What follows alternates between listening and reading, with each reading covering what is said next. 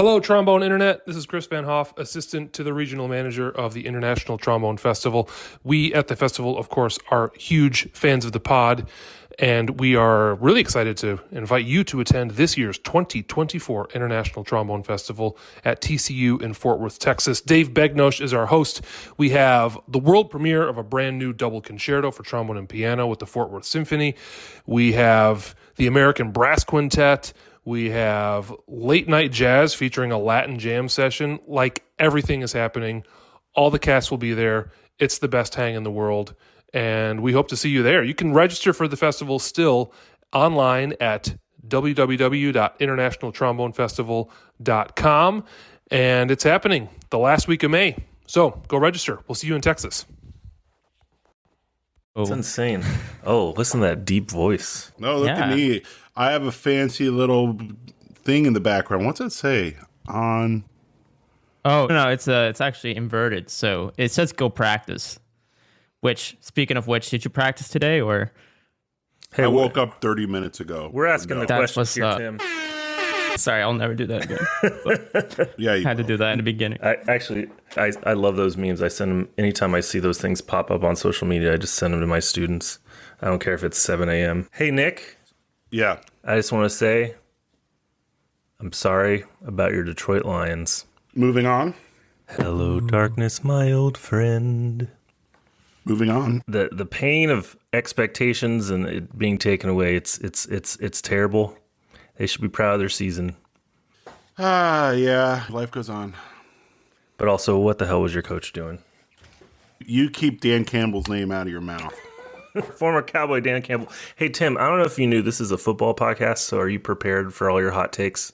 Well, I was about to say that the UT Longhorns had a great season. We also had an unfortunate last game. We lost at the very last second, but we should have won. But maybe next year. They haven't been good my entire undergrad or even my master's until this year. So we went through about 3 coaches. I feel your pain, Nick. I feel it. Let out your feelings. I don't remember Nick. asking about the Longhorns. Oh, I didn't ask about the Lions either. We're talking about professional football? No. Oh, wow. No, I watched that game. Go Yale Bulldogs. Oh, is that the Bulldog? Aren't they? Is that what they are? No one even talks about the Bulldogs at the school music. They might as well not exist. You're not in the Yale marching band? Oh, I wish. Sometimes a Yale school music student will get to play in the marching band, but they never hit me up. And I have marching experience. So there is an actual marching band. There is, and they have a conductor with a baton conducting everyone, which is very... The Harvard versus Yale game is very interesting to watch because both directors have a baton. Like it's classical music, which I find fascinating. Does the Yale marching band take it seriously, or are they like the Stanford marching band? I think they take it seriously. The Stanford marching band, I mean, they have people playing on sinks and stuff like that, like literally. Oh, yeah. I didn't see anything at that level. I was tempted to jump in when I visited way back in the day, but then I didn't. And I think it was good that I didn't. But I think anything for views. I think the views would have been there for sure. It would have sustained my livelihood that much more. All right. So there's our intro. The Marching Band Podcast. Yes, sir. Football, marching band, we covered all.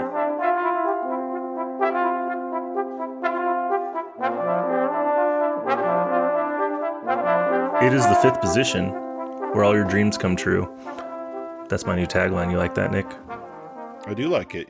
Well, hello, Timothy J. Maines. You're Timothy J. Maines in my phone for some reason. Is that your middle name? The second. Oh, the second. But J-A-Y, yeah.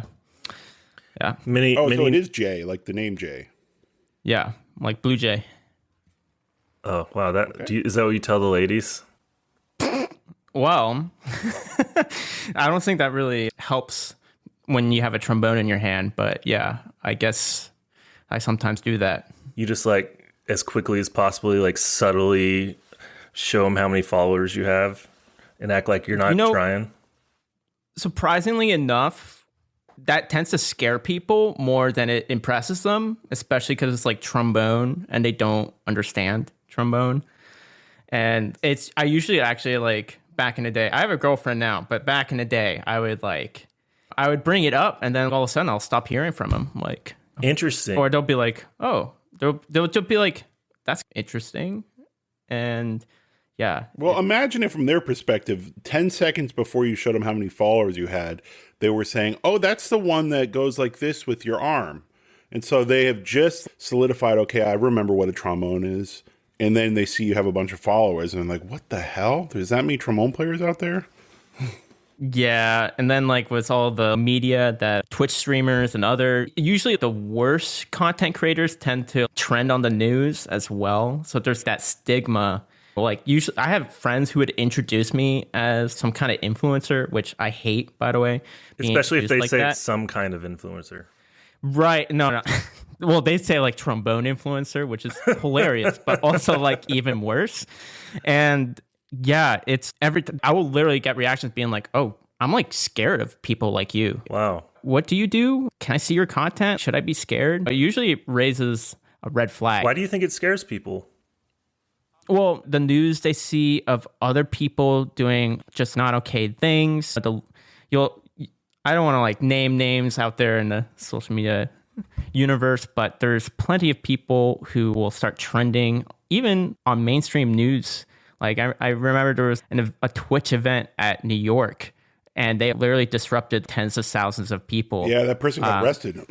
Exactly. I think he's in jail now. I have no idea. I haven't followed up. Well, his thing was he was going to give away a PS5 or an Xbox One or something like that. Right. Is that what it was? And it was down in Union Square, and there was like thousands upon thousands of dollars worth of damage to buildings and cars and stuff like that because all these people showed up. And then, he basically got charged with inciting like a mob.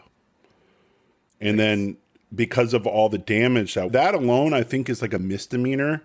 But if it gets carried to a certain extent where it like stops traffic and it causes actual like financial damage, then it becomes like a felony. And that's what happened to him. Yeah, and never mind like all these businesses like lost during like the stuff you can't measure as like damage. Right. Yeah. Which really sucked. And so that's the stuff that people who aren't familiar with social media see in corporate news or just like wherever they get their news from. They usually just see like the most iconic negative moments. So I think that's in people's heads, but also I think, there's like the personality trait as well as, what's up guys? It's Trombone Timo, and subscribe. Like people like associate, and I think what I'm doing is not necessarily that, but a lot of people associate being a YouTuber as that. So there's that to also think about. Back up about 15 seconds. It's Trombone Timo? Yeah, it's German. Did you think it was Timo? Excuse me, I thought we were in the red, white, and blue. Wow. Okay, cool. Well, I went with something international because Tim is actually cannot be pronounced in certain countries. Really? Actually. Yeah, I know in Japan, when I was at Pacific Music Festival, there's people who literally just called me Timo because there's no Tim. They'll go like Team? Yeah. Like team, but I even study a little Japanese, and there's nothing that ends with an M like that, like Tim. When they do the U, yeah. Right. So, oh my God. I had a fun time. I had no idea you were such a man of the people. Oh, well, that's what I strive to be. In fact, I studied for 2 years because I was supposed to go again. And then the pandemic happened. So they pushed back a year. And I'm like, this is the perfect opportunity to learn a little bit and go back. And because the people in Sapporo in Hokkaido were like so kind, it was just it was like out of this earth, really. And so, I learned the language for 2 years, and then PMF canceled again in 2021, just because it was like more of a cultural thing too. Whereas other festivals were able to open up, for them it was like a very strict, like we cannot accept like foreigners into our country. I was supposed to go to Japan that summer too. Yeah, and I was actually like, there was ITF in Osaka. Right. And I like finaled in 2 of those competitions, and I'm like, let's go. Humble free brag. flight. Okay. And Osaka rocks too. I'm like, are you kidding? I would have just gotten a free flight to Osaka and then just fly to Sapporo. And then none of that happened. And I'm really sad, but it's okay because. You want to talk about it? You want to? Oh, no, I'm good. Welcome to the Pandemic Fallout podcast. Where all of our hopes and dreams got lost one by one during from 2020 to 2022. Hey, that was this podcast heyday. That's where we really found our stride. That's when I submitted the review on the third. I got featured on the third podcast. I'll never forget. Is that true? Oh, right. You Marshall Gilks. Jilks. You don't order You don't order a gin and this is what he says. You don't order a gin and tonic. You order a gin and tonic. I'm trying to remember what your quote was. Let me find it. I remember you write. Let me find it. I got locked and loaded. It's called Google. Sebastian is sassy today, folks. What the hell's going on? You just made fun of my pronunciation, Nick. Well, you know After getting mine wrong, by the way. Pronunciation? Is that what you just said? Did you just pronounce pronunciation incorrectly? Okay. By the way, in Asia, I have the same problem with you. Tim, Nick, it's Nick. And sometimes it's Niku. Wait, which one are you? That sounds even more interesting than Nick, to be honest. I would like that if I were you. Did you use like a fake name, right? Possibly. I think this was on Apple Podcasts. I think I was trying to be subtle and then put like some shark fins on there. Did you... was the subject of your comment Brian Santero wrote this? What does the review say? Mr. Schwartz is one handsome dude. His ingenious sense of humor complements Sebastian ASMR level commentary perfectly. Yep, that sounds about right. Yes, sirree. This podcast sure makes you feel warm and fuzzy on the inside. Quick quest. What fundamental on his... you asked a question. It was actually a serious question. Sending healthy vibes your way. It looks like you couldn't find a shark, so you did a dolphin and eyes.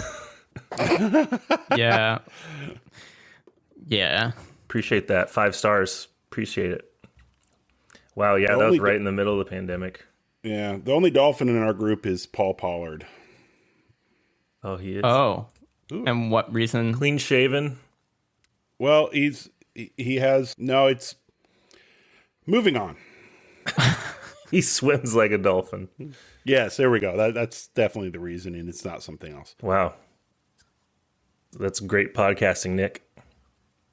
Some things you keep in your private life, John Sebastian Vera. Tim, you are in the family. You are a Trombone Retreat alumnus. Yes, How many did you go twice in person? Yeah. And then I think you were on the online retreat as well. Yeah, it's like 2017, 2019, and a summer retreat thing. Man. Yeah. I remember you like sparring with Koichiro on the Creston or something on the live stream. Like you're just enjoying it. You're like, how well can I play this? Well, the high E flats did come out, so that was a victory. We're not going to talk about anything else. No, you sounded great. And he was like, oh man, I got to like really demonstrate now. No, it sounded really good. Oh, thank you. No, but we've known you a long time. And once we started seeing the stuff you were creating, part of us was like, I'd say a little surprised, but also not, because we knew your personality the whole time and how just everything at the retreat was an adventure with you. So we just we never knew what would happen. We ran into you at Yale and we talked about you left a random review in this little small town restaurant and they got really mad. Yeah, well, the waitress was being a little sassy with me, and I thought they totally deserve a 2-star review. Little did I know at the time that, like, when the boss of the store sees that 2-star review, it's that employee that's going to get the flack for it. And so that was... Did you name the employee? Very possibly did. Oh, man. But this was sophomore year in undergrad. It was probably like a 16-year-old girl, like, working a summer job. Yeah. How did it feel that you probably made a 16-year-old cry and almost lost the job? Okay, she was definitely not 16. I'm telling you, a lot of those people working there are in that high school 16 to 18-year-old range. Oh dear. Well, I fixed the situation. I took the review down, or I changed it to a 5-star review, and then it was later taken down by the boss. And that was right after I got lost after my audition. I heard about this. We'll fix it. We'll fix it right now. Dog and Suds in Montague, Michigan is a national treasure. We'll say that. That's one of our favorite places. Was, apparently. Well, they opened up another one. Did they? Yeah, they opened up like a food truck / like a little brick and mortar. They don't have as much on the menu, but they have the hits. Tim put them out of business. Good Coney dog is any time of day, any meal. They like Coney's in Michigan. And yeah, and then you got lost. I just found you just started walking around the neighborhood after something?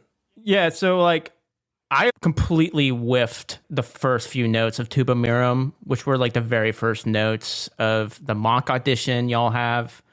And after that moment, I just couldn't handle that level of failure. So I just immediately stormed off after my audition. I just somehow knew I wasn't advancing to the next round. And I stormed off and I just headed in a random direction. And I go to look at my phone, and this is where I messed up. My phone was completely dead. So I had no opportunity to figure out where I was. And the roads at Montague are like miles long without any other like turns, mind you. So like I spent probably 2 hours, and I even visited a local middle school to ask a parent like where the heck I was. Not suspicious at all. I'm just glad I look really young and like maybe a little bit innocent, like aesthetically, because like I think little did they know who I become. But at the same time, like someone was very graciously helping me. They're like, "Yeah, you look a little lost." I'm like, "I am lost," and by the time I got back, yeah. I'm attending a trombone retreat at a church I don't know the name of. So when I was playing the Mozart Requiem, the response wasn't as good as I wanted, and I lowered my thirds too much. It was literally that. And like back when my world was just Tuba Mirum. And yeah, by the time I got back, none of y'all were there. And there was no one there. You went to another dimension. I'm like asking someone for a charger, and by that time, like I eventually like made it to where y'all were. I think there was a hang. I went to a brewery, and that's a solid guess. That shows how on top of it we were. We were just like missing a student. We were just like going on to the bar. You guys weren't even that surprised to see me when I came. But I came, and you're like, "Oh, you're here." Like, where were you? As if I didn't spend the past 5 hours completely lost, and there was an entire mock audition that took place, and I didn't even know if I advanced. So it's like, that would be embarrassing if I advanced. Yeah, that would have been awesome. Well, that will teach you not to walk away. Right. And I never did. I had an audition in Helsinki where I was sure I wasn't going to advance, and I walked away. And the proctor came running after me down the street and was like, "Where are you going?" And I was like, "No way I advanced. That was terrible." And they were like, "You did advance. You're in the finals." And I was like, "What?" So I came back and took off my coat, unpacked my trombone. You're like 5 beers in. I was on my way to the bar. Luckily, they caught me just before. That could help, maybe. I haven't tried it, but... It wouldn't... Well, I think it's a point of diminishing returns. I was going to say it wouldn't hurt, but there's definitely a point when it would hurt. We do not condone drinking before auditions, but I am curious. Please let us know. Tim, sure, I think I'm going to frame this. I guess you found your host family's Facebook or something, and you used him to message us when you were lost, like Larry Lundquist. And so I'm just going to frame this. "Hi, it's Tim. Can someone pick me up from the church? I got lost." We didn't see it for 2 months. Yeah. Stuff. Very helpful. I forgot about that. I don't know if you can read it. Oh my gosh. Oh my God. I must have been so defeated in that moment. I still feel defeated. Really? Well, from that moment. Yeah. From that one mock audition that meant nothing? Well, yeah, not like I don't carry it with me, but just bringing it up again, like it brings out those defeated feelings. But that's why we do it, right? I mean, it's to make it feel like a real experience as possible as we can. And you can totally mess up and fall on your face, and it does not matter at all. Yeah, and like the next time I took it, I advanced the next round, and yeah, it was like solid improvement. I didn't win. I didn't storm out and get lost either. Yeah. What would have been really good is if you, in the second round of the auditions, you stood up and said, "Play this in reverse and tell me if you can recognize the tune." Oh my God, that trend. Honestly, it frustrates me how well that does. Right. But you go to TMEA and then you do that once, and then all of a sudden you have 15 million views on it, and you're like, okay, cool, thanks, YouTube. Can we start some sort of riot at TMEA and get you in trouble? Get the news involved? I sort of did that last time. Actually, I recruited like 50 trombone players to blast a theme in, as I later found out, the quiet section. Ooh, there's a quiet section? Yeah, I didn't know. And everyone Anymore. I'm trying to sell stuff and I can't hear my own voice right now.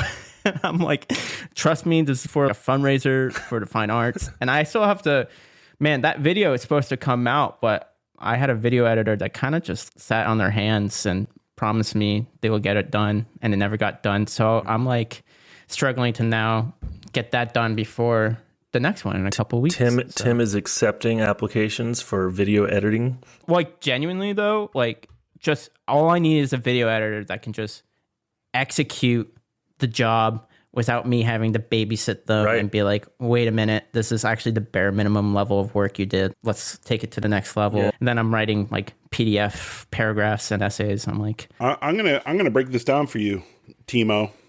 Yeah. Those people exist. They're gonna cost a lot of money. Yeah, well, the cool thing is I recently got in the business of hiring my friends to make content. So like when you see friends with me now, like I used to not pay them because it didn't make sense financially. But now I'm at the point where TikTok has a new monetization program and YouTube is increasing the amount of money they pay creators through ad revenue. That, like, I found out, I did this through my time at Norfolk. If I just hire 4 or 5 musicians and we just make a piece of content, I'll actually come out in the green from my investment, and I'll have a business expense that I can write off later. So I just been starting to do that a little bit, even just like on a very simple level, like not high production, but like just something that's just fun. Yeah. And it gets the musicians paid, I get paid, and we also have a great time. Yeah, you're working with your friends. Yeah. There's nothing better. That's awesome, because you just never know. Yeah, it can be awesome with working with your friends, but if you don't actually pay them, then because they know you, they can be like, oh, I'll just do it whenever, or I'll get to it. And if you actually have, hey, I value you, you value me, and I trust you, and I trust you understand like the vision I'm going for. Like, that's the thing, editing these podcasts, like I've had to learn how to do that. And I'm not at the point where I fully trust someone to understand what we want and the way I want it to be edited. I know that's partly my fault, but like, same. Yeah. I have to to let someone do it. They really have to. It's not just there's a million people that are capable and understand how to do it, but do they understand what you're going for? And I don't have to babysit them, and they're not annoyed if I have detailed notes or something. The worst is when like they charge hourly and then they get rewarded for not doing the best job. Like I spent like almost $5,000 just like, and I'm like, you got rewarded for me doing that, but I agreed to the terms. I had to put my foot in my mouth. Did you edit when you first started doing it? Yeah, I edit like 90% of the content at this point still, and I'm still looking. I'm not like actively looking, but I'm so open to somebody helping me out. It just has to make sense, and they have to be somebody who's on the same wavelength. And I think that's really hard to find, especially in the like podcast, YouTube ecosystem. It's like a very specific, like, how do you clip something from a podcast and like it's actually interesting and it looks good too, and then you can get an organic reach through that. Yeah, it's hard. Yeah, maybe you'll get 1 million emails from this now. Oh, maybe. I wouldn't put it past this podcast. This is my first real podcast, really? by the way, which is super exciting. Yeah. No kidding. Yeah. That surprises me. Yeah, I haven't been asked much. We'll have you Maybe back. They're all afraid of you. They're all afraid. I do get that impression, or either afraid or speculative. What do you mean speculative? Like ties in with what I said before. It's, what I'm doing is very like not the normal thing to do, and as a result, it can either get straight to your head, or you can let it influence you, or make you act in certain ways. And I think that can cause some people to be like, who is this guy? Who is he actually? I don't know if I trust him. That's something that I hope to build. I hope to build trust as time goes on with my platform and whatnot. Well, I mean, I imagine it can go the other way too. When you have a following, there's probably a lot of people that want to take advantage of that too, like in the opposite way, and come at you for disingenuous reasons. Yeah. Luckily I didn't have to deal with that too much with my friends. Although it does change how people like behave around you sometimes. And I do notice that people definitely, and I notice this with other like people who are doing the same thing I'm doing in this like music sphere. People pay attention a lot and they definitely analyze you in the background. But you have to let that go, right? Because you're so public.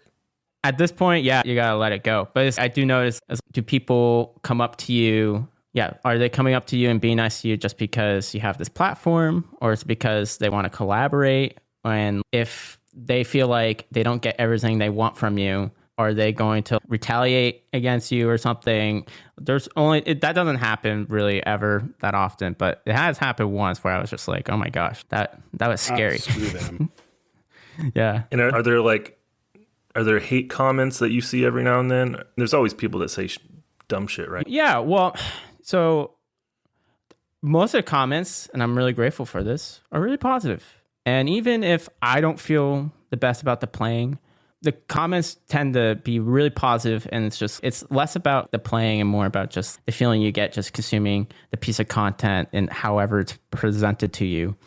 There are always some hate comments, although I think that's just a sign that you're doing well, to be honest, first off. But the hate comments, there's been a couple times, and I won't name names, but not even on my content, but there's been some pretty famous musicians, at least famous in like their performance field, who will comment something negative, and you're like, oh, what? Like, why are you like this and this? Hey, people who do that, can you stop doing that? It just doesn't help anybody. Well, I guess my main point is I wish we can all just treat each other like more kindly, and at least even if you have something to say, maybe you can be like, hey, like, maybe that's not how you do it, but like, here, let me show you how it's done. And then you can do another video collab or something. Because I noticed that was another person's profile. Like there was a jazz musician that commented on their video. And then I was like, I responded to it being like, man, you should like collab with us and teach us how it's done. Because I just think that this whole hemisphere of classical music performance, jazz performance, it's still really secluded from like mainstream media. And I think we got to be doing everything we can to like break down those barriers personally. And I really, with my platform, I really hope to connect the mainstream world and get them to just at least pay attention to what we do, because we put so many hours and so much effort behind our craft. And sometimes we create these videos, we create this content to just like a very small community of people.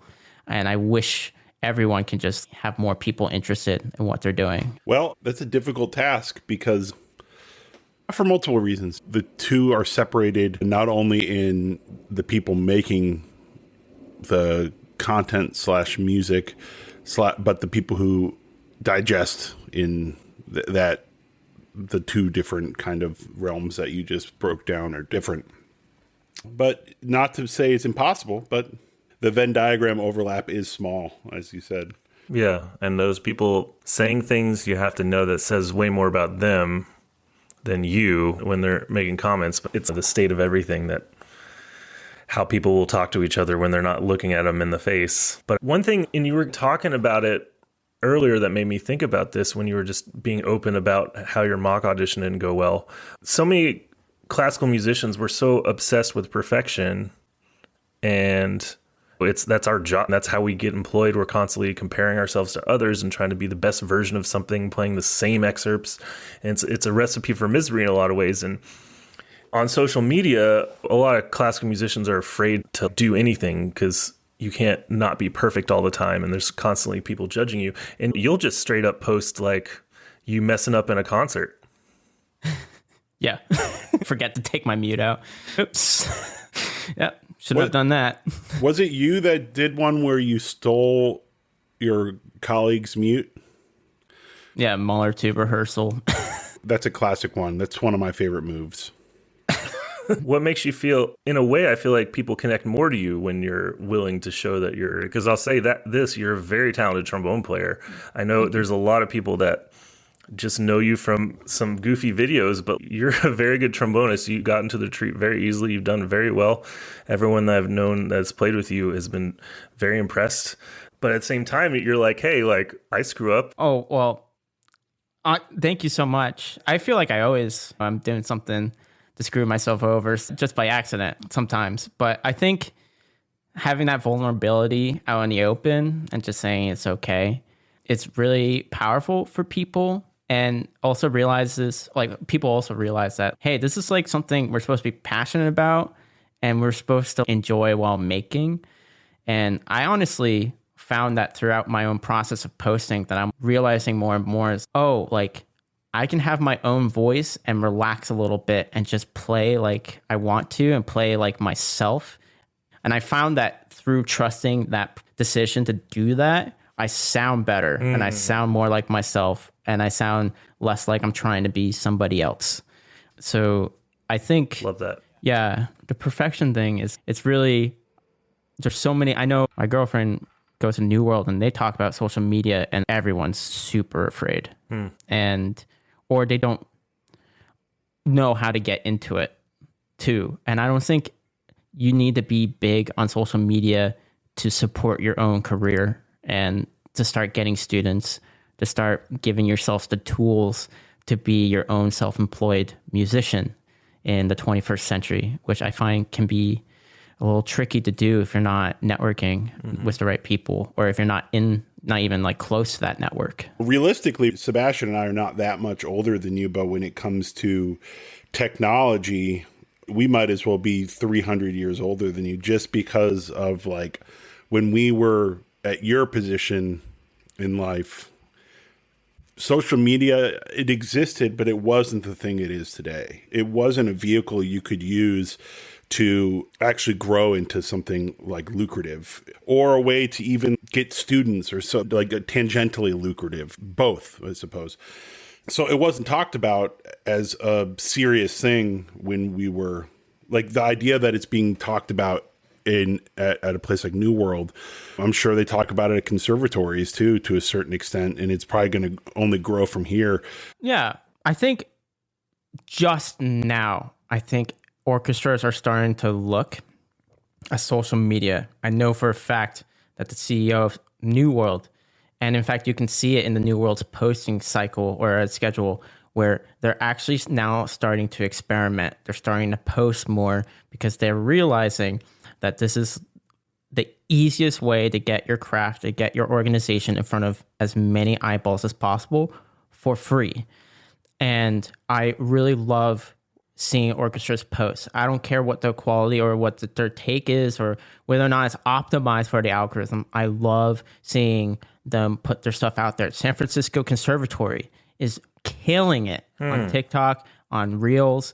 Minnesota Orchestra is killing it right now. I'm seeing Boston Symphony starting to do stuff. I see New York Phil starting to do stuff, and I love seeing that. And it's something that's only just starting to happen. And I think, like Nick said, like everyone in these orchestras never grew up with social media or anything resembling it. And so it's hard for these orchestras still to promote their orchestra because people are really, they look at social media. I didn't even know like professional string quartet groups. Like when I was at Norfolk, there was like some string quartet groups that were adamantly like, we can't have anything on social media unless it's our best, most perfect playing. But social media isn't about that. And so there's that disconnect. They're treating it like it's like a recording.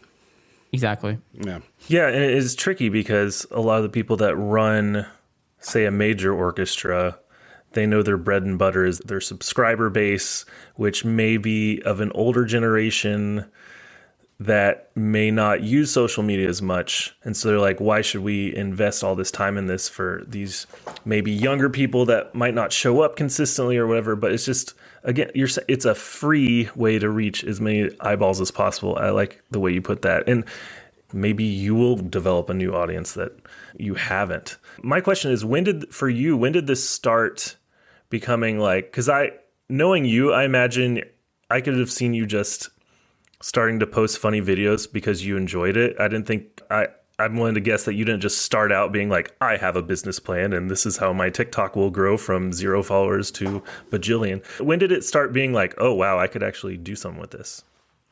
Well, it was December 2020 when I first started an actual TikTok account. And actually, the first video, second video technically, I posted was me pranking my friend with the straight mute during a Mahler 2 rehearsal. That was your second video?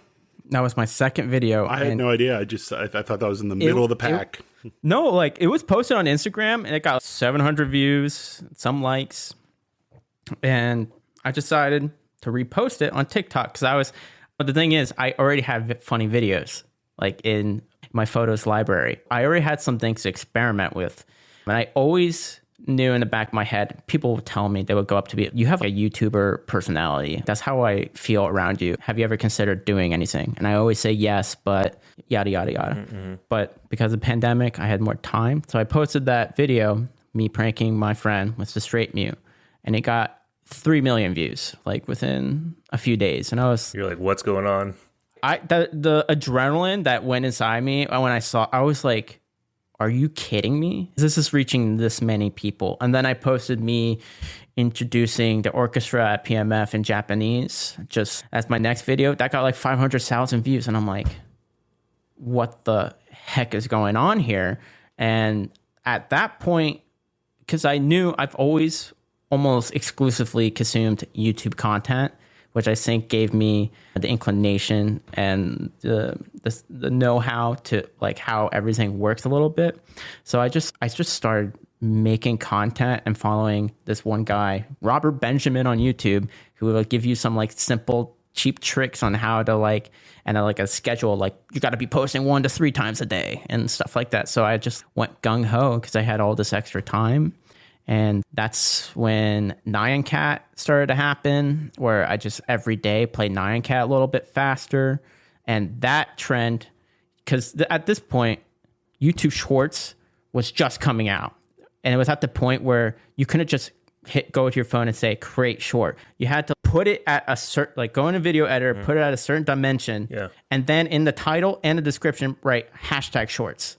And if you didn't do that, it would not count as a short. Wow. And I remember this coming up and I was watching a gaming channel and they were like, I am about to hack the algorithm. If you have ever thought about becoming a creator, this is the single best time to do it because YouTube is pushing shorts like crazy.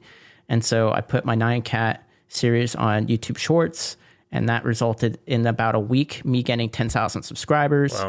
Wow. Crap. Yeah. I remember talking to Randy Hawes during my Northwestern lesson, just being like, yeah, I just been playing Nyan Cat. And so for us olds, what is Nyan Cat?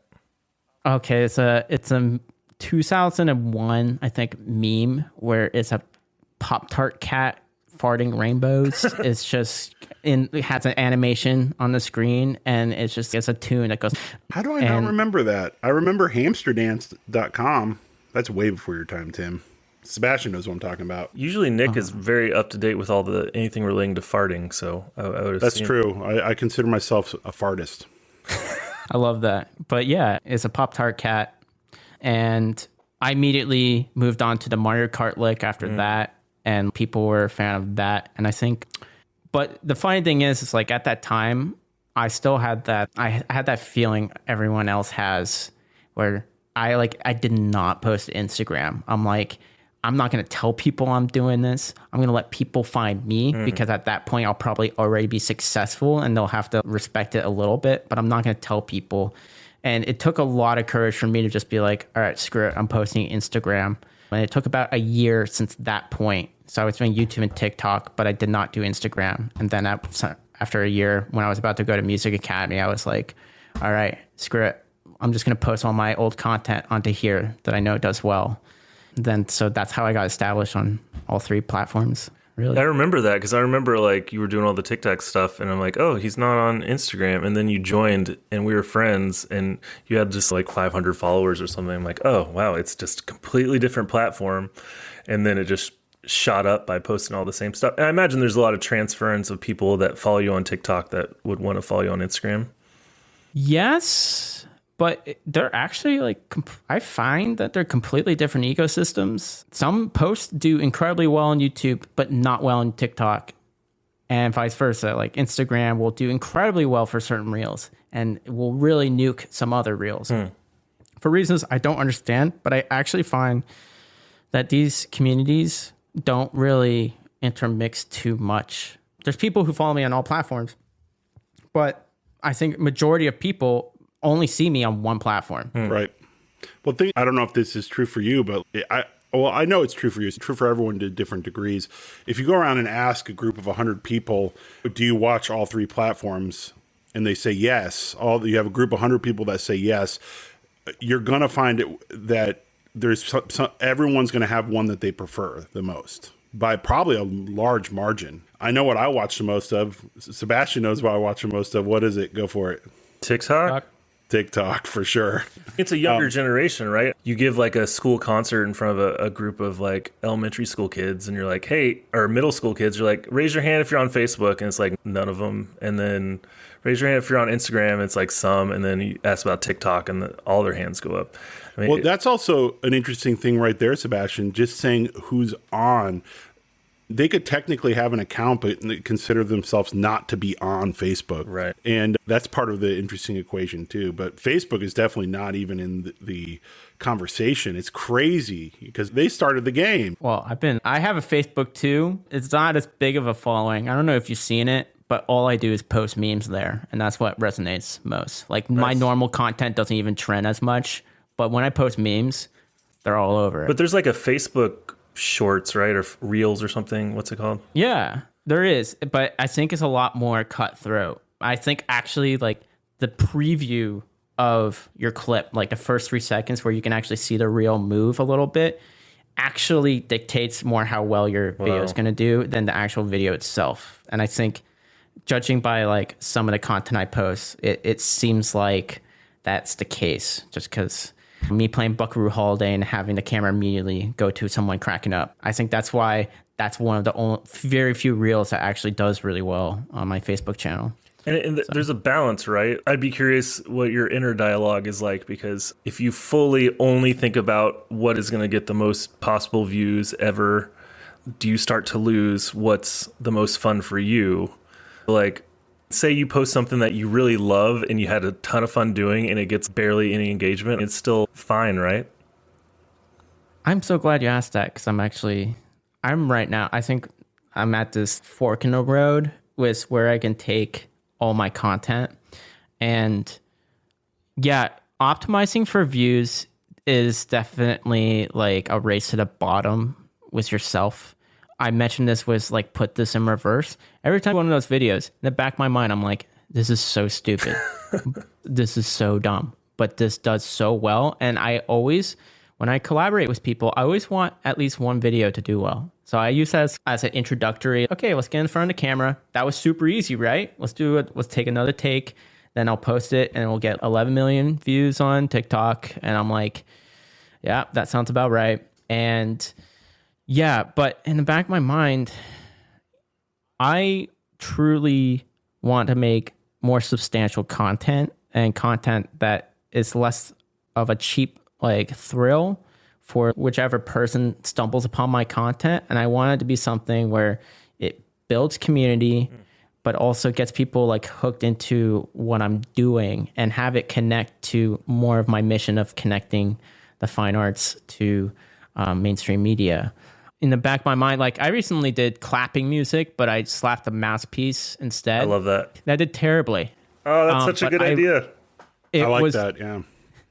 I had so much fun doing that, and I spent hours making it. I probably spent about 6 to 8 hours, like just moving every tap to be something that is rhythmically somewhat recognizable, because it's really hard, and it hurts your hand too. That's oh my God. You're probably bruised. Yeah, I was like, I'm like hitting the mouthpiece over and over, and I'm like, geez. Like, well, and think about how much of your audience, like even if they're classical musicians, knows what clapping music is. You know, it's a niche piece for a niche like an even smaller niche audience. So you say unfortunately, you're right. But I saw a long form YouTube video get 3 million views using animation of the notation, and people seem to be really into it. Now, I do recognize that it's super niche, so I was just hoping that more people would be interested in the rhythm and all of it, but it just was something. I spent 8 hours making it, and it was like on YouTube, it ranks your videos, how well they perform. I don't know if you're familiar, and it was like 10 out of 10. Yeah, it was the worst video you posted in a while. Got like 20K views, which is, for me, it's just like low. And so I'm like, dang, YouTube, that's a bummer. YouTube's just give up. Stop wasting our time. Yeah. Yeah. But then you post something like, put this in reverse, takes 2 seconds. And they're like, we're going to give you 15 million views. Also, every 6 months, we're going to just pump up this like view count by another million. And you're going to put in another $100 in your pocket, just like passively. And I'm like, okay, sure. I'll sell my soul a little bit just so I can keep taking risks in these other ventures. So I'm saying a lot, but yeah, it is. Like, whenever you see me do something that seems like it's a really cheap and easy video to make, part of my soul's dying, for sure. Yeah. And also, if you put it in business terms, you could argue you're in your growth phase. Like, you're building your core audience, and then once you establish even more of what you want, you can do more of what you want because you've gained their trust in a lot of ways. But I always imagine, like, you get to a certain follower count on YouTube and you just start getting these like random secret invitations to back alleys where there's some crazy party behind golden doors, and invited to any crazy parties other than the Howlin' Horns little dinner. Hey, we're going to have... Yeah, we'll be there. But not you, Nick. Never. You, Nick. You're not invited. Yeah. No, it's I do get a lot of scam emails, and at first I almost fell for one, but it's pretty easy to suss them out and like filter through all of that. And I'm fortunately in a position that I do occasionally get like brand deals that are insanely lucrative. I almost feel bad. You shouldn't. You're helping, but you're helping them. Right. I'm like, man, it's just, I'm so grateful to be doing what I'm doing. And honestly, people tell me I should be getting paid more from these brand deals, but I'm like, man, I can't believe that I can just make a video for one platform that probably really doesn't even matter, and the company is just going to pay for all of it. And it's a crazy world we live in. So I've been in a couple of videos with you. Yeah, and they did really well. People loved you. I can act like a crazy conductor. I'm pretty good at that. And also, talking smack about trumpet players is very natural for me. That was one take. One take. Yeah, one take Nick. That's what they call me. We're supposed to do another one in the future, so I look forward. We are? To all that. We being you and me? Or you and me? Oh, well, Brass, which I thought was like, I don't know if I was told otherwise. The reason I say that is there is a world that Barb Jocelyn came up to me and was like, oh, we're going to do another video. Would you like to be in it? And I said, sure, and absolutely forgot. So that's why I said it that way, because there is a possibility that I'm supposed to be in it, and I know about it, but forgot about it. Oh, it's okay. There's nothing planned out, but we do want to get the Met Opera conductor involved, and he's a very busy man. That's that Yannick. Oh, that one. I thought you meant the conductor in the video, because I was there. Oh, well, you can also be maestro. We can have a battle of the maestros. How about that? I'll battle you. I got size on him, that's for sure. Conductor versus conductor. Exactly. There we go. Do it like Street Fighter style? Oh, yeah. Honestly, yeah. Just I can see a couple like conductor moves as like fighting moves. Almost like Harry Potter, like this, like things coming out of the wand. We have to do a Harry Potter thing now that you said that, actually. Like I'll learn After Effects. I'll make something happen. Use your bass trombone. I know trombone. Jim Nova will love it. Use your bass trombone as a baton. Can you do the what do you call it? The celeste? Not celeste. So we call it, yeah, the celeste part from Harry Potter game played on the trombone. All like the 30-second.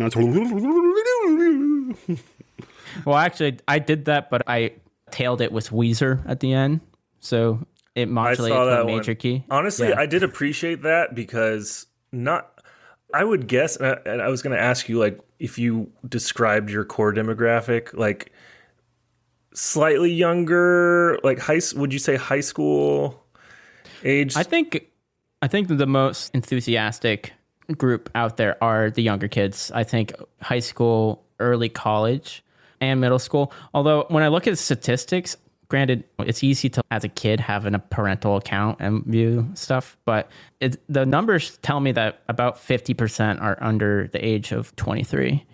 And then the other 50% is actually older than that. And I think it could either be parents watching, or I do have like a strong like international reach where I'll get pockets of all throughout the world. Is there a random country that just is, you can't, if you step foot in that country, they're just going to go crazy? Trombone Timo super fans? Maybe like Spain or like the Philippines. Dude, let's go on a trip. Just see what happens. You're gonna see at TMEA how crazy it is. It's just like out of this world. I'm excited. We're gonna have fun. We can do some weird there too. Yeah. It's interesting. Just again, we're not that much older than you, but technology wise, we're so much in a different world. At least like where we were when we were your age, there was just none of this happening. And Sarah Goldberg, she works with MAP at Juilliard Pre-College, and some of these kids, when they see her, Sarah plays trombone on. Yes, Sarah plays trombone, exactly.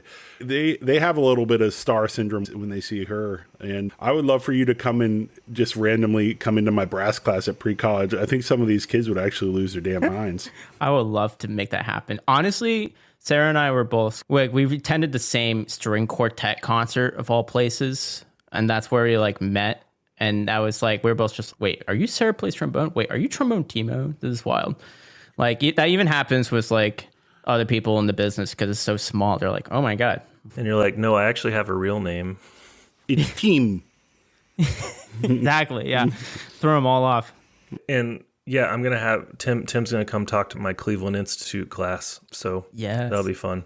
But, yeah, I wanted to ask about I was saying about Weezer, which I very much appreciate as someone who's grew up on those albums and like have seen them live. That was a little nugget for us people and our older millennials, as we just said. I actually, when I did a Sweet Child of Mine, but I like cut out every note and I put the Apple earbuds straight up my bell. That's when the older audience is like, they see me in person, they're like, I love that. That was amazing. Okay. And that's not the one that gets like 1 million views, but that's like the one I guess that does pretty well still. And that's the one that gets me the in-person reaction, which is the ones that I like the most, to be honest. I think one of the first ones I saw was the Lizzo one. Can you, because it's so short, but can you explain the context of like how that came to be? Oh my God. So South by Southwest in Austin. I was in Austin a couple years ago. And one of my influencer friends, I have 2 influencer friends that all live in the same house in Boston. One's a fitness influencer and one's a car influencer. And they just came to South by Southwest. And these guys were just sneaking into like essentially every single event. And they just brought me along to this Lizzo event. Granted, I had a trombone on my back and security didn't even really check for it. I could have literally been packing heat, but I was just packing a trombone. Hey, you were packing heat. Yeah, you were. Yeah, once Lizzo heard that slick trombone playing. But there was a huge line to meet for Lizzo at this conference. There's so many conference rooms with people coming in, doing their chat. And we just snuck right into the Lizzo one. We bypassed the entire line. As soon as the event before concluded, we just intermingled with all the people that were leaving and then just walked right in. I didn't even know who Lizzo was, but I knew she played the flute. That's the one thing I had. I've seen her play the flute, and I'm like, there might be some potential here. But my friends were doing a video on their own channel, and they really wanted to meet Lizzo or at least get a picture with her. So after the event, they walked up, and they were trying to get her attention. Lizzo, picture. She gets 1 million of those. So she wasn't paying attention to those guys. And at a certain point, I was just like, screw it. I'm taking out my trombone. And I just hold a trombone really high in the sky. And I'm like, Lizzo, it's a trombone. And she was like surprised, but then she was just like, play something. Meanwhile, like these security guards are like glaring me down. This was like a huge security issue. Yeah. And I proceeded to play Timmy trumpet, but I completely whiffed the first note. And it was probably the worst performance on the trombone. I didn't even know what I was going to play. It had the spirit though.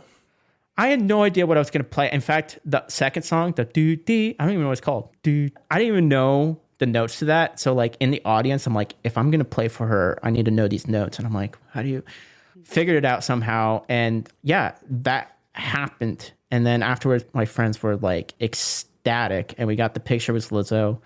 But yeah, it was like the most random thing that ever happened in my life. And I got on Lizzo's TikTok actually. That's amazing. With that was pretty cool. So right before you're like, oh shit, maybe she'll want me to play something. You just like in your head, you were like, I'll play this, and you just figured it out real quick. Yeah, that TikTok brain. I'm like, all right, what's like a easy hit? And she started getting down. I started dancing to it, which I appreciated. But yeah, that was the sloppiest performance. I felt so bad. Come on. That's a perfect example. It doesn't matter. It was like the spirit of it.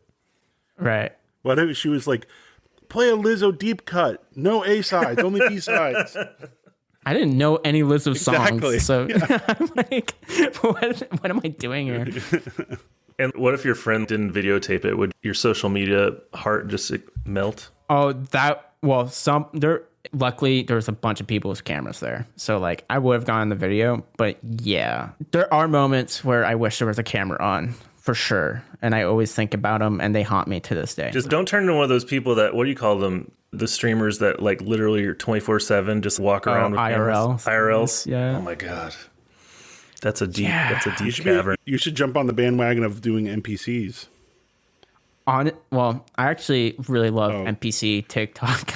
Really? Oh, yeah. So cringy. Ugh. Well, drives me nuts. What's NPC? It's just fun. What is that? Non-playable character. Oh yeah, Hello. yeah. Oh, those are awesome. I like those. Yeah. Thank you for the glizzy. Thank you for the glizzy. I'm not thinking of the live streams. I was thinking of like you run into a Skyrim character and they're just like mouthing words, and then there's text that comes up. Oh, that's a whole different thing. I'm talking about the live streamers. Oh, the people that like pay money and they have to react in the moment. That's so cringy. I had a streaming era and I got bored, so I just committed to one of those. And it did pay more, for sure, but at the cost of your soul. So, like we said. There you go. Hey, Nick, do you want me to ask Tim a quick Quora question? Quick Quora. Are you familiar with our Quora series? No, I haven't heard. Okay, so on this new fifth position casual, whatever this podcast is. So Quora, you can just ask any question on the internet to the world that you're wondering. And so I just did some deep dive searches on Quora questions involving the trombone. So here's the newest one I found. I'm not sure who this is from. Is there any way to play the trombone high notes easily?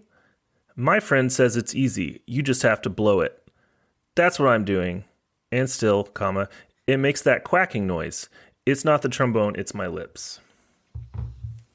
That's a very correct assessment, because I was going to say, if you're sucking at high notes, just take the mouthpiece out of the instrument and just buzz it. Like, you're probably buzzing the wrong pitch. I guarantee you're buzzing the wrong pitch.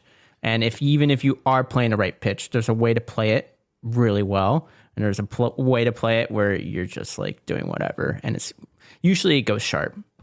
Try to be flat. I dare you. I dare you. You answered that more seriously than I thought you would, I suppose. Yeah, this is the difficult thing. I'm really goofy, but then when I get into like lessons, I'm like, no, like I'm very hard, and I get really into it. Seriously. No, I meant not because of who you are, but because that question was so ridiculous. Oh, well, yeah. My favorite is the first sentence that says, "Is there any way to play the trombone high notes easily?" That's all these like fifth graders. You just have to blow it. Yeah, the quacking noise is probably not what you want. But then he answers his own question. It's not the trombone, it's my lips. Yeah, exactly. Thank you for your lips. Well, we solved that, Quora. Put it on the board. Do you find it difficult to balance? Because is it a certificate or a doctorate at Yale right now? They call it an MMA, which is Master of Musical Arts. Mixed martial arts. Yes, exactly. That is, yeah. We did talk about how the trombone can be a weapon. So is it hard to, because I can't imagine, I imagine some of these TikTok videos you can just rattle off real quick, but some take some planning and a lot of editing. Is it tough balancing being a student?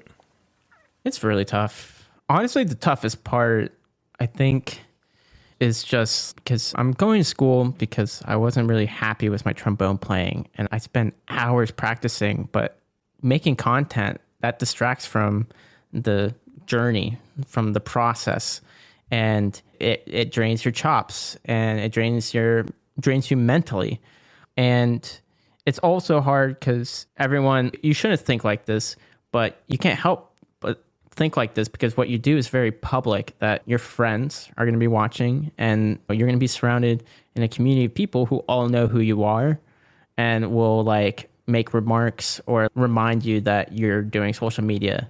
So you get in this headspace where like you feel like there's a lot of pressure to make something out of your playing, to make something out of your craft, and just to like actually be a positive influence and not something that everyone just is hating. So yeah, it's hard. Who knew Tim was so deep, Nick? I know. You didn't think I was deep? Hey. No, I didn't. No, not at all. Well, I have thought that about you. I was like, because I always heard the talent, and you're always just very outgoing and funny on stage, but I knew there was a layer underneath all that where you're very thoughtful, and I feel like not everyone gets to see that part of you. So that's why podcasts are great. Yeah. Well, I really appreciate being on here. This has been a really fun time for me. Yeah, I should man. do more of these if I get invited or whatever. We'll have you back. We see that's our thing, is figuring out how to do this more, because the whole word "feed the beast," right? That when you have an audience and they want to hear things, we also I have 6 other jobs that I'm trying to keep happy. And I would love to do this all the time. I would love to let people help me do it more. I would love to post more on social media. That's the challenge. If you feed the beast, you can beast the feed. See, when you have coworkers like that. Yeah, you should start a profile, Nick. I'll subscribe. Should we have a TikTok? Should we have a Trombone Retreat TikTok? Sebastian, there's no way we should have a Trombone Retreat TikTok. Why? We'll do one video every 6 months. Well, we can just hire someone. Well, let me just say that Convince with Nick. Norfolk, okay, here's the thing. People don't realize. Do you have an archive of all the performances and whatnot that you've done? Okay, so with Norfolk, I got them from 500 subscribers to 7,500 subscribers just by using old footage from their concerts. And I use more popular, more recognizable tunes that would catch the algorithm, because at first, the hardest part is getting that following at first. And then when you start posting other stuff that deviates from, say, Vivaldi, people, all of a sudden, you're getting like tens of thousands of views on really niche concert pieces that really no one has heard of. And yeah, I strongly, like, you don't even need to make stuff. You are probably already sitting on a treasure trove a lot of video. clippable moments, and it's just like a matter of knowing which ones. Even like you have probably way more, and this is what I'm thinking about with all these orchestras too and everything. I'm like, you guys have all the footage and stuff, and that could just be like your foot in the door, and that's what can get you started. And then you can start creating content that's also fun.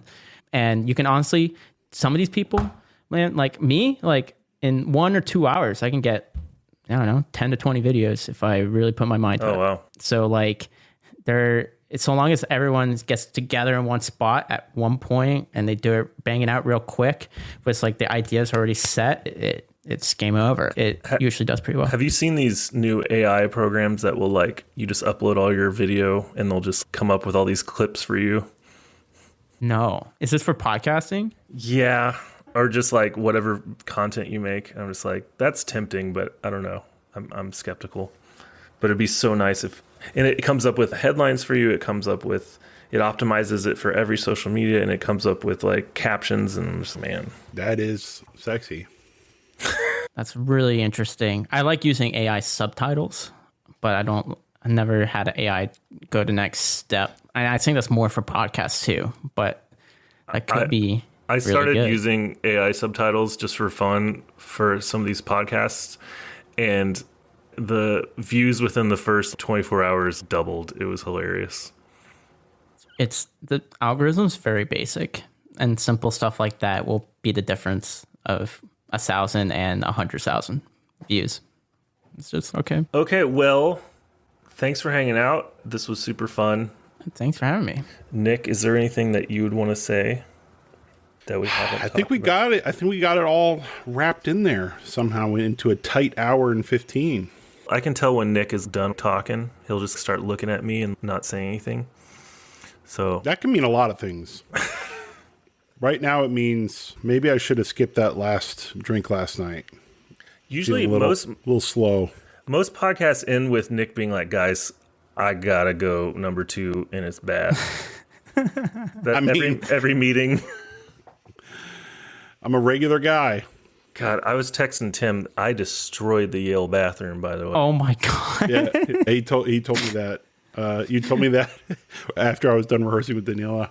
You're like, I'm really glad you rehearsed first. Oh yeah. Yeah, what we tried to get some New Haven pizza, and like every place, it was like Sunday brunch time, so every place was crowded. Nick was mad that we had to go to a not popular place, and then he ordered pizza, and it was like not real pizza, and it was terrible. I'm so sorry. It's okay. It's terrible. It's okay. I'll live. Everybody, I'll live. So Tim and I will be at TMEA in San Antonio, February 7th through 9th at the Houghton Horns table. Come say hi. I believe you'll be there representing Brasswitch. Yes. Cool. And I'll be releasing my first very limited batch JSV tenor trombone mouthpieces. I've been working on them for almost 2 years, tested by world-class trombonists in every imaginable scenario. I think they're magical. Purity of sound, incredible response and articulation. We were searching for the holy grail of rich overtones, ring, and sweetness paired with depth of sound, and we found it's available for pre-order at houghtonhorns.com February 1st. But yeah, if you guys are around TMEA, if you're not familiar with TMEA, Texas Music Educators Association convention, it's the biggest music convention basically in the country. It's bigger than Midwest. It's insanity. I'm really excited because the last time I went, I was like an all-stater in Texas, and I haven't got to go as an adult, I think. You had a full brain of hope and a full head of hair. Yeah, everything was fine back then.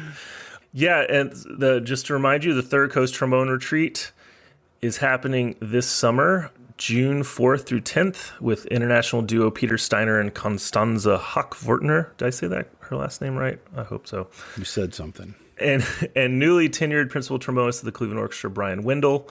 Final application deadline is April 1st. Visit tromboneretreat.com for everything you need to know. Trombone Timo with the Trombone Retreat, so that's all you really need. If you enjoy the podcast, tell a friend. Subscribe everywhere you listen to podcasts. Follow us at Trombone Retreat on all the social medias, and our website, tromboneretreat.com, where you can join our mailing list.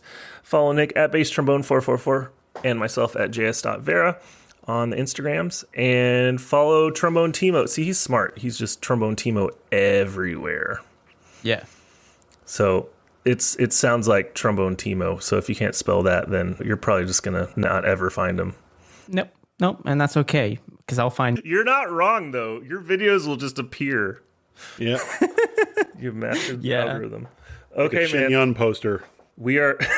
They just got to Pittsburgh. Hell yeah. Happy fun. The Ding Ding Happy Orchestra? Oh, yeah. Do you remember that? On musical chairs? I was like, what on earth is this? I might apply for that. The social media possibilities are incredible there, though. I know. I hope they have another opening very soon, if they don't have one already. Awesome. Well, we are proud of you, Tim, and we look forward to hanging out more. And I'll see you in a couple weeks. Yeah. Well, thank you for having me. This has been a lot of fun. So what I'm going to do is I'm going to act like your bouncer, and I'd be like, oh, if you'd like a photo and autograph with Tim, you have to buy a mouthpiece first. Okay, I like that. Yeah, exactly. Well, arigato gozaimasu, Trombone Timo-san. Kekonshite kudasai. You're going to clip this, and I'm going to get canceled. I did introduce myself in Japanese on one of my PMF tapes, so that was good. Oh, did that help? We got in. Yeah. I don't know if it helped, but... All right, dude. Well, I'll talk to you soon. Smash that button so we can stop Smash that subscribe button. Hit that follow button. That's real pro saying that.